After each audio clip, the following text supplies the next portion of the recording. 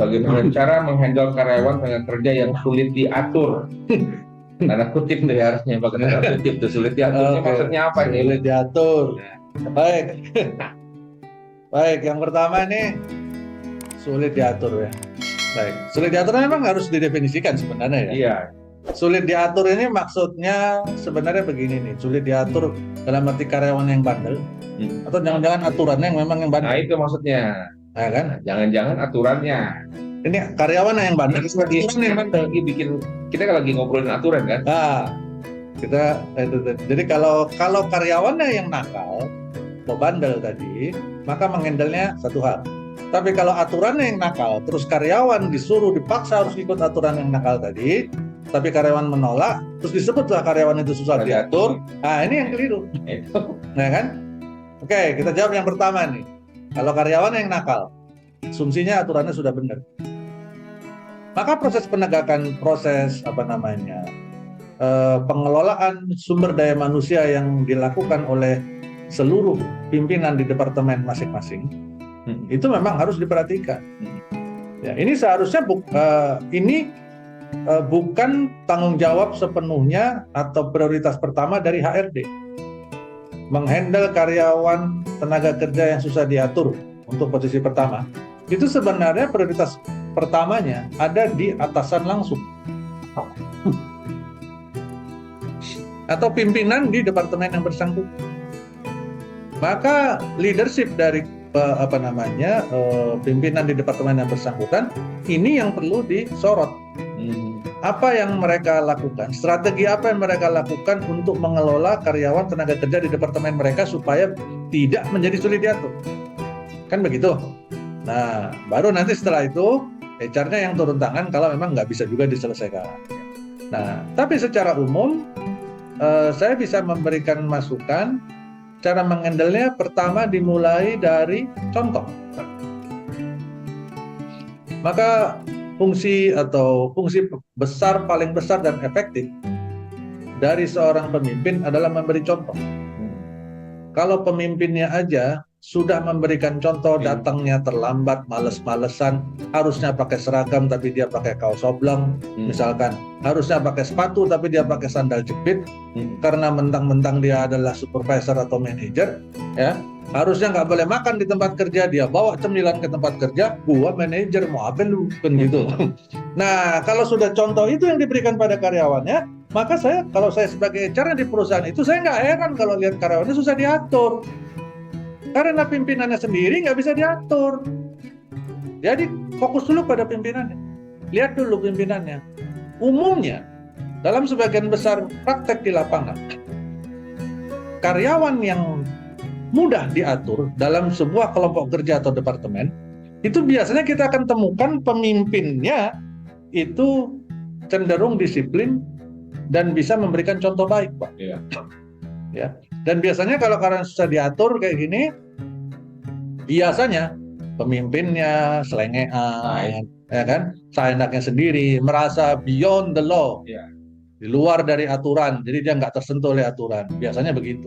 Value kan yang menciptakan kan pimpinan. Nah, ini urusan top down sebenarnya, karena ini urusan contoh, example, ya kan? Kenapa kok pemimpin itu punya tanggung jawab besar tentang masalah contoh? Karena dia yang jadi role model kan, dia yang akan dicontoh sama karyawannya. Kalau dia nggak bisa kasih contoh yang bagus, maka jangan heran karyawannya pasti berantakan. Itu dulu yang pertama. Nah, mengenai contoh tadi, saya bisa memberikan referensi yang sangat bagus. Budaya yang sangat bagus dalam budaya kerja, contoh tadi. Ini nggak apa-apa meskipun budaya itu tidak memberi endorse kepada kita, tapi karena ini kebaikan, saya pikir perlu kita share. Bapak Ibu bisa mencontoh budaya di perusahaan-perusahaan berlatar belakang Jepang, ya, yang Jepang nih. Dia memang terkenal dengan kedisiplinan, tapi coba lihat tuh, para pemimpin-pemimpinnya di perusahaan Jepang itu, mereka itu mungkin pulangnya malam, habis itu karaoke, ke diskotik dan sebagainya, mau mabuk lah, apalah terserah lah ya. Pulang baru jam 4 pagi, tapi kalau dia masuk kerjanya misalkan jam 8, dia manajer misalkan jam 8 atau jam 9, tapi dia jam 7 pagi, pasti sudah dari kantornya. Dan nggak ngantuk, Pak, itu loh hebatnya. Dia bisa duduk di meja kerjanya sudah Waktu kita datang nih, stafnya datang jam 7:30, 8. Itu si Jepang yang barusan pulang mabuk masih sudah ngetik udah. Apa pengaruh makanan, Pak? Wah, itu dia nggak ngerti.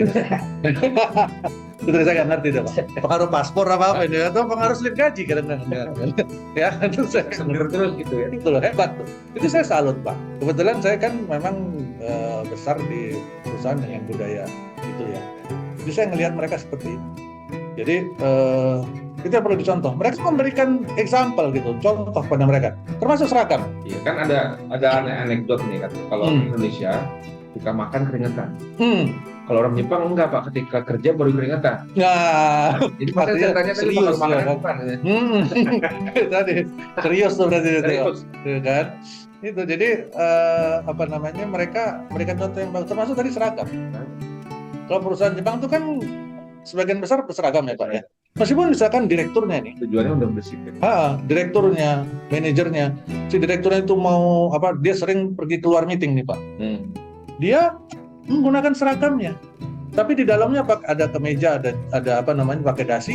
Dia tutup pakai seragamnya. Selama dia ada di kantor, tetap dia nggak mau dia buka meeting dan sebagainya. Begitu dia keluar mau ada meeting di luar, mau dirubah, dilepas, diganti pakai jas, silakan.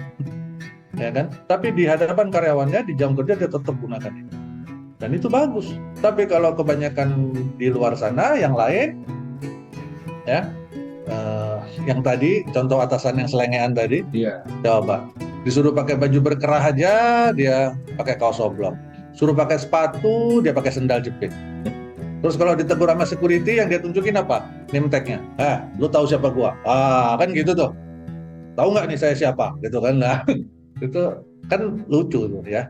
Itu yang pertama.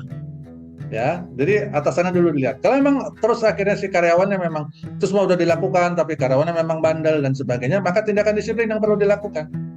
Tindakan disiplin tadi mulai dari mengingatkan terus sampai akhirnya surat peringatan, akhirnya disiplin yang masuk kategori yang berat sampai ke PHK tadi silahkan dilakukan. Ya, karena tujuannya sebenarnya bukan hanya pada mengefektifkan atau mendisiplinkan satu orang itu, tapi memberi contoh kepada seluruh karyawan yang lain. Jadi sejatinya penegakan disiplin itu ya Bapak Ibu, kita jangan melihat hanya kepada satu orang yang dikenakan tindakan disiplin, tapi dilihat kepada masa depan seluruh orang yang ada di perusahaan itu. Kalau ada 1.000 orang, satu orang nggak disiplin terus-menerus akhirnya kita PHK, jangan dilihat hanya untuk satu orang itu, tapi lihat untuk 999 orang yang lain. Karena rasa keadilan, Pak. Mereka akan melihat kalau kita nggak ngapa-ngapain orang yang bandel tadi ini, dibiarin aja terus, maka 999 rasa keadilannya hancur. Mereka akan bilang, ternyata perusahaannya cemen, HRD-nya pengecut, nggak berani dia menegakkan aturan, dia nggak berani negur. Ini karyawan karena mentang-mentang dia agak-agak preman, mungkin agak gondrong gitu kan. Terus apa namanya? Ada dia kasih stiker Pinocchio kali di sini gitu kan, yang biasa tutupin jerawat tuh ya Pak. Ya, pakai artis-artis ya. Nah, itu dipikirnya tato, takut dia kan. Tuh, jadi terus nggak berani ngapa-ngapain. Ya, maka 999 rasa keadilan yang ada di perusahaan dengan karyawan 1.000 itu akan hancur. Selanjutnya, masalah Bapak Ibu di HRD tidak hanya pada satu orang, tapi kepada 1.000 orang semuanya. Ya, jadi harus perbaiki. Ya, nah baru yang kedua nih yang repot. Kalau yang nakal bukan karyawannya, tapi aturannya. Nah, kalau aturannya yang nakal, nah berarti kita harus introspeksi diri. Maka perusahaan harus melakukan review. Dibuat hanya untuk kepentingan satu pihak, hanya untuk apa namanya agar cepat orang ditilang gitu ya. Nah, jadi sembunyi di pojokan. Begitu dia melanggar, jebakan, ya. Gitu kan? Jebakan. Begitu muncul pelanggarannya, ketahuan, gitu kan? Yang kayak gitu-gitu tuh Ada di perusahaan kayak begitu, Pak. Ada ya Pak ya, banyak. Ya. Jadi, nah itu yang perlu diperbaiki. Nah, salah satu tugas HR masalah integritas adalah tadi mereview. Maka review itu segala aturannya dan sebagainya ya. Salah satu yang dilakukan oleh tim di DHM adalah melakukan review seperti ini. Ya. Dan banyak sekali ditemukan ujung-ujungnya tadi, makanya kenapa saya bisa sampaikan ada yang nakal itu bukan orangnya, aturan yang nakal gitu. Ternyata jadi yang disebut sulit diatur itu sebenarnya ditujukan kepada orang-orang yang vokal, yang pengen tetap lurus. Itu disebut sulit diatur kan gitu. Ya. Begitu ya Bapak Ibu, terima kasih.